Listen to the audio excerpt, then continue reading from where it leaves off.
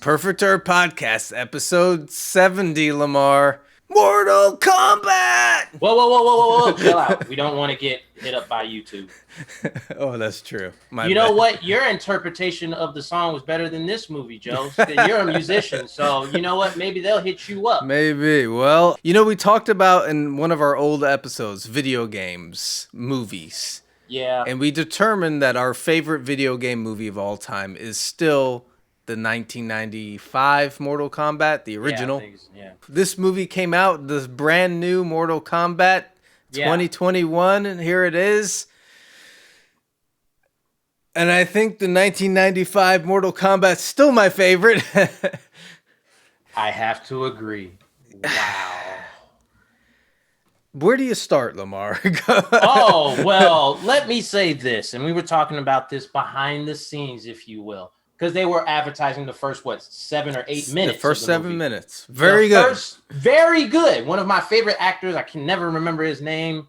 He was in The Last Samurai. He's awesome. Yeah. He's basically Scorpion before he's Scorpion. And he's attacked by Sub-Zero before he's Sub-Zero. Right. Great choreography. Great tension. Nice little push-in. And then the title card hits and it's just downhill. I got a vibe of like, I got a Batman Begins vibe, but this ain't Batman Begins. It's like a serious tone, but it's so serious, it's kind of boring and a little bit of dumb. Like you said, the opening thing was great. And I thought they would go along that, and I had told you about the animated movie, Scorpion's Revenge. This was following that path in the beginning. I was like, this is going to be awesome. Yes. And then it started, and I guess this movie, the best way to describe it is almost like a prequel. There's no tournament in this movie, by the way. There's no Mortal Kombat. Well, technically there is, Joe, but it's very lazily done. Yeah. The whole premise really is Shang Tsung is he's about to win Mortal Kombat. You know, they've won 9 in a row. And instead of just winning it, he just figures, well, why not just cheat? And we'll kill off all the Earth's realm's warriors before we even get a chance to have the tournament. I don't know what to say because it's like, that's one of my first problems. Because, okay, in the first one, and I assume we're going to be talking about the first one. Yeah. This one. You mentioned Shang Tsung, and I think we're going to have to talk about Shang Tsung. He has a very grandeur. Ah, yes. He just when he says your soul is mine. Yeah. You feel it. He just chews the scenery. That actor, I can't remember his name. Cary Tagawa. Shout out to Cary Tagawa. He just has a presence. Yep. And it's reflected in, okay, the Outworld has won 9. So he's kind of, my warriors are the shit. Yeah. Yours are shit. He has that. In this movie, not only do they cheat and it just looks kind of blah, the guy who plays Shang Tsung, boring. Ugh. Who's a good actor. He is. But, and I wrote down in my notes, no gusto is what I put down. And that's what, in the original, he's got that gusto. Every line, all the lines. Yes. It has begun. Like, save your pity for the weak. Yeah, he's so great. He's so great. Cary, he's debonair. Yeah. He's very smooth and everything like that. He can change form and everything. This guy is just like, I'm a bad guy. Okay, do stuff. Yeah. The other element that everyone's been talking about, and it was obvious from the trailer, is the new character, Cole. This character just, there's no point to him. There really isn't. He's wooden, and there's just no point. He's supposed to be in the lineage of Scorpion, blah, blah, blah. But in the end, there's so many characters in the Mortal Kombat universe. Why would you just introduce a new one for no reason? For the sake of our argument, let's break down this character. He's an MMA fighter who takes money to feed his family and he always loses. Blah, blah, sympathy, bullshit. The problem is that we don't want to root for him. Yeah. You don't. Like, going back to the Robin Shao, his setup, way better. Yeah. His brother is way more, he believes in like the Mortal Kombat, the Temple of Light, everything. He's just like, he doesn't want to get involved, but he has guilt because of his brother. That's the underlying issue. And he's running away from his destiny. Yes. That's interesting. Right. And it's related to the plot. Yes. Way more. Cole Young, his name bothers me. Look at the names: Liu Kang, Shang Tsung, Raiden, Jack Briggs, Sonya Blade, Johnny Cage, who's not in this movie. Then our newcomer is Cole Young. Cole Young. Yeah, and nothing for nothing. The character was just bland. Just bland. Yeah. Who wasn't bland was Kano. I enjoyed Kano a little too much, but he gave it a little bit more gravitas. He was almost what Johnny Cage was in the original, Kano was to this movie. The comic relief. Yes. In a lot of ways. But he's the only thing that really spiced up and made it interesting. And then related to him was another weird thing. Cabal. Someone explain to me what they did to that character, please. If we're gonna, there's so many things. I had Mortal Kombat 3 on Super Nintendo. Mm-hmm.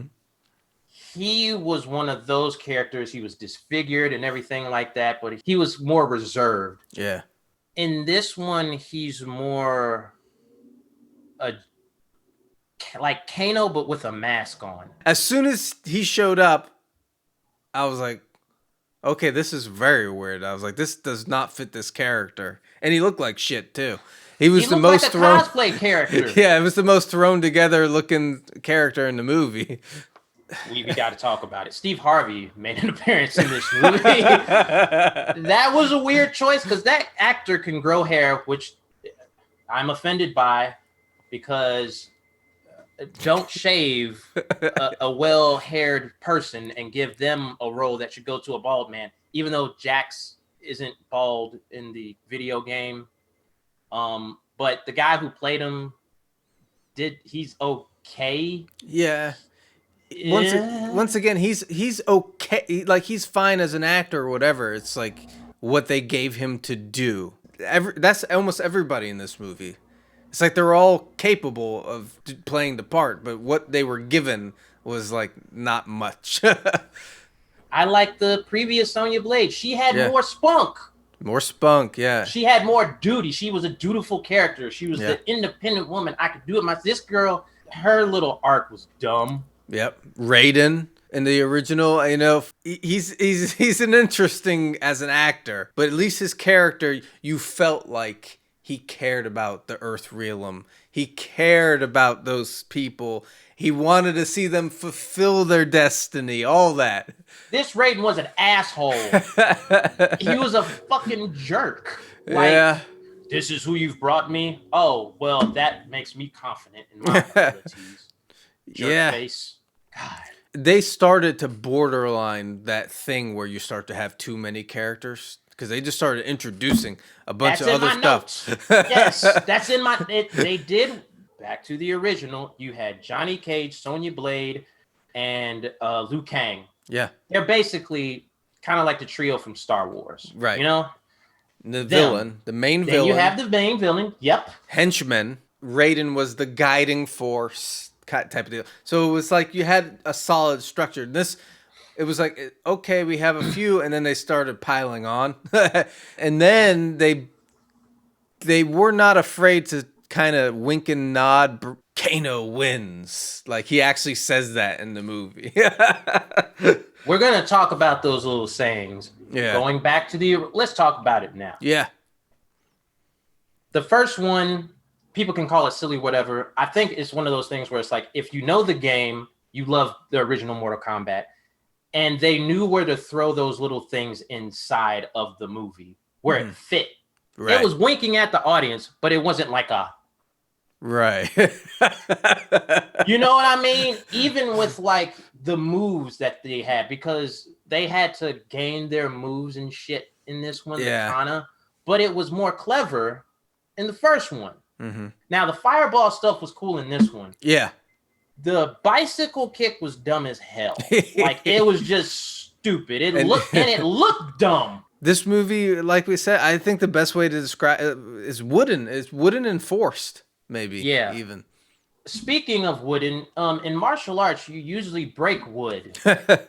And you usually have these things called, fight scenes in movies. Yeah. There was only like 2 real fight scenes in this movie to me that meant something. Yeah. Yeah. When you look at the original ones, it was like very flashy and stuff. That's how I felt. Like in the original, one of the most memorable things of that movie is Johnny Cage versus Scorpion. Yes. It was in like kind of like a hellscape and stuff like that. There was one of my favorite parts where Johnny Cage is getting fucking kicked in the face and it's like you feel him. Yeah. Because it's like it's right at this, going back to what you said, wooden, it was flat. You didn't feel it. No. What would you rate it then? Oh man. And I haven't even gotten through all the things that I hate about this movie. Really? No, I haven't. I have other things. Jesus. Because if you want to rate it, but go ahead. No, let's hear your other things. The locations and the production value was even worse. Remember when they're going to the island, you can see them on a boat. Yes. Going in, you see the flags flapping in the air. Yeah. They might be like around the scene in the original when they're eating and then they're just flipping over the tables and stuff. Yeah. And every fight scene took place in a very kind of different location. There was a fight on the sandy area. You had the Scorpion thing. Sub-Zero versus Liu Kang had a pretty cool little temple thing. And then the final fight, which was great, had the big dragon symbol and the spikes coming up and everything. Yes. So yeah, they definitely had more set design and once again, going back to character and heart and soul. Yes. Every scene is going to be special, So yeah.